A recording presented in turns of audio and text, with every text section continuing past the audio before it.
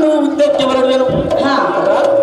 ನೀನಿನ್ನು ನನ್ನ ಅರಮನೆಗೆ ತೆರಳು ಕಾಮಿನಿ, ಕಾಮಿನಿ. ನಿನ್ನ ಇಷ್ಟದಂತಾಗಲಿ ಕಾಂತ. ಎಲ್ಲ ಸಾರಥಿ ದೇವಾ, ನಾವಿನ್ನು ಉದ್ದಕ್ಕೆ ಹೊರಡೋಣ. ರಣರಂಗದ ಕಡೆಗೆ ಚೂಟಿಗಿಂತ ರಥವನ್ನು ಬಿಡು ಸಾರಥಿ.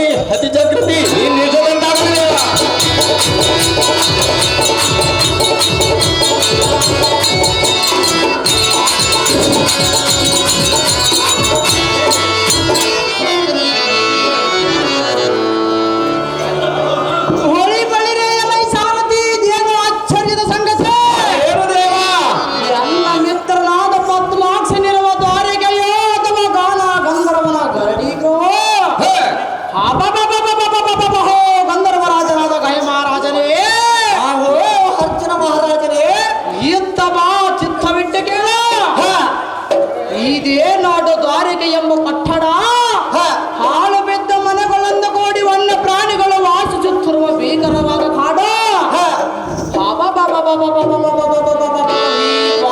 ಅದ್ಭುತವಾಗಿ ಕಾಣಿಸಲಿಕ್ಕೆ ಕಾರಣವೇನೆಂದರೆ ಏನು ಕಲಿಪಾಟೆ ಒಲ್ಲಲೋ ಜನನಾದ ರಥದೊಡೆಯನಾದ ಮಧುರಾ ನಗರದಲ್ಲಿ ಜನಿಸಿ ಅವರ ಸೋದರ ಮಾವನಾದ ಕಂಸಾಸುರನ ಜಯಿಸುವ ಖಡ್ಗದಿಂದ ತಪ್ಪಿಸಿಕೊಂಡು ಹುಟ್ಟಿದ ದಿನವೇ ಊರು ಬಿಟ್ಟು ಈ ದ್ವಾರಕೆಗೆ ಬಂದು ನೆಲೆಸಿದರಂತೆ.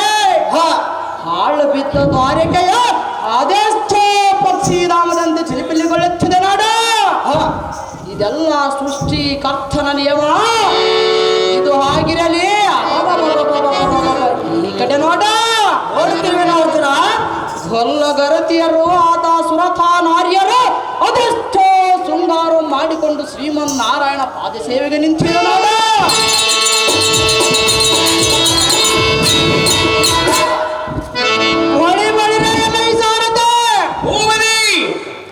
ಅಹೋ ಗಯ ಮಹಾರಾಜನೇ, ಆಹೋ ಇಂದ್ರನಂದನೇ, ಎಲ್ಲಿ ನೋಡಿದರು ನಾಟ ನೃತ್ಯಗಳು ನರ್ತಿಸುತ್ತವ ನವನಾರಿಯರು ಅದೆಷ್ಟೋ ಶೃಂಗಾರವಾಗಿ ಗಾನಗೈವರು. ಅಹೋ ಗಯ ಮಹಾರಾಜನೇ, ಆಹೋ ಕಲಿಪಾತನೇ, ಇದನ್ನೆಲ್ಲ ನೋಡಿದರೆ ಈ ದ್ವಾರಕೆಗೆ ಬಂದು ಶ್ರೀಕೃಷ್ಣನ ಪಾದಾರ್ಪಣೆ ಮಾಡಿದ ಪುಣ್ಯವೊಂದು ತಿಳಿಯಬೇಕು. ಇದು ಆಗಿರಲೇ ಬಳಿರೇ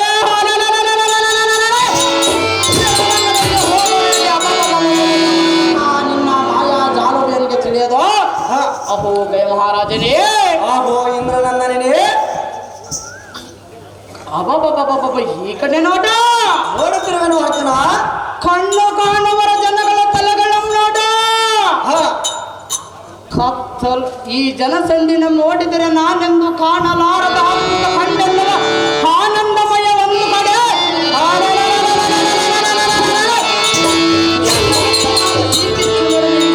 ಜನಗಳ ಎದುರು ಎದೆಗೊಟ್ಟು ಯುದ್ಧ ಮಾಡುವ ಸಂಕಟ ಒಂದು ಕಡೆ. ಅಹೋ ಗಯ ಮಹಾರಾಜನೇ, ಆಹೋ ಮಧ್ಯಮ ಪಾಂಡವನೇ, ಹಿಂದಕ್ಕೆ ದ್ರುಪದನ ಸ್ವಯಂ ವರದಿಯಲ್ಲಿಯೂ ಇಲ್ಲ ಜನಸಂದಣಿಯೂ ನೆಲೆದಿರಲಿಲ್ಲ. ಇದು ಹಾಗಿರಲೇ. ಅಬ್ಬಬ್ಬ ಈ ಕಡೆ ನೋಡ ನೋಡುತ್ತಿರುವೆನು ಅರ್ಜುನ. ಕತ್ತಲು ಗವಿಯಂತ ಸತ್ತಲು ಮತ್ತುಕೊಂಡಿರುವ ಸೇನಾಧಿಪತಿಗಳ ಸಮೂಹ ನೋಡ.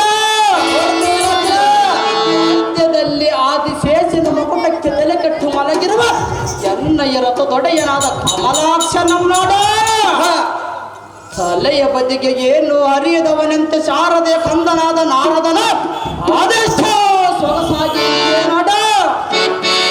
ಅಹೋ ಗಯ ಮಹಾರಾಜನೇ, ಆಹೋ ಕಲಿಪಾತನೇ, ಸಾದಮಳ ಮಿತ್ತಳಾದ ನಮ್ಮಿರುವರ ಕಪಟ ಯುದ್ಧಕ್ಕೆ ನೇಮಿಸಿ